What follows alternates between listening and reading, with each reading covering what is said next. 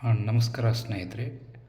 ವಿಷಯ ಏನಂದರೆ, ನಿನ್ನೆ ನಡೆದಂಥ ಉಪರಾಷ್ಟ್ರಪತಿ ಚುನಾವಣೆಯಲ್ಲಿ 15 ಸಂಸದರ ಮತಗಳು ತಿರಸ್ಕೃತಗೊಂಡಿರುತ್ತವೆ. ಇದು ಬೇಜವಾಬ್ದಾರಿತನದ ಪರಮಾವಧಿ ಎನ್ನಬಹುದು.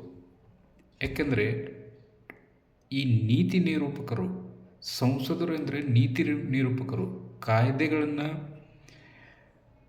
ಪಾಸ್ ಮಾಡುವಂಥವ್ರು, ಹೊಸ ಹೊಸ ಕಾಯ್ದೆಗಳನ್ನು ತರುವಂಥವ್ರು, ಇಂಥವರಿಗೆ ಈ ಚುನಾವಣೆಯಲ್ಲಿ ಸರಿಯಾಗಿ ಮತದಾನ ಮಾಡಲು ಬರುವುದಿಲ್ಲ ಅಂದರೆ ಇವರು ಕಾಯ್ದೆಗಳನ್ನು ಹೆಂಗೆ ನಿರೂಪಿಸುತ್ತಾರೆ?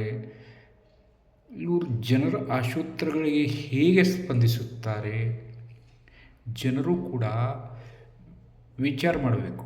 ನಮ್ಮನ್ನು ಆಳುವವರು, ನೀತಿ ನಿರೂಪಕರು ಎಂಥವ್ರು ಇರಬೇಕು, ಹೇಗಿರಬೇಕು?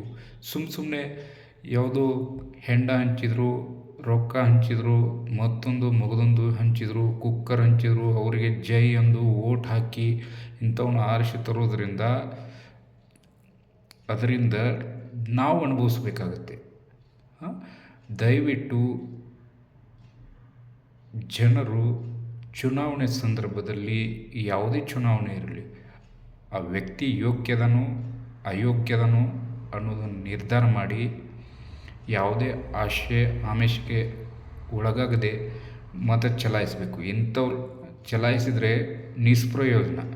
ನೋಡಿ, ಇವರಿಗೆ ಉಪರಾಷ್ಟ್ರಪತಿ ಚುನಾವಣೆಯಲ್ಲಿ ಸರಿಯಾಗಿ ಮತದಾನ ಮಾಡಲು ಬರುವುದಿಲ್ಲ ಅಂದರೆ ಇವರು ಮುಂದೆ ಹೆಂಗೆ ನಮ್ಮನ್ನು ಆಳ್ತಾರ, ಹೆಂಗೆ ನೀತಿ ನಿರೂಪಣೆಗಳನ್ನು ಮಾಡ್ತಾರೆ, ಎಂತೆಂಥ ಪಾಲಿಸಿಗಳನ್ನ ಜಾರಿಗೆ ತರ್ತಾರೆ ನೋಡಿ.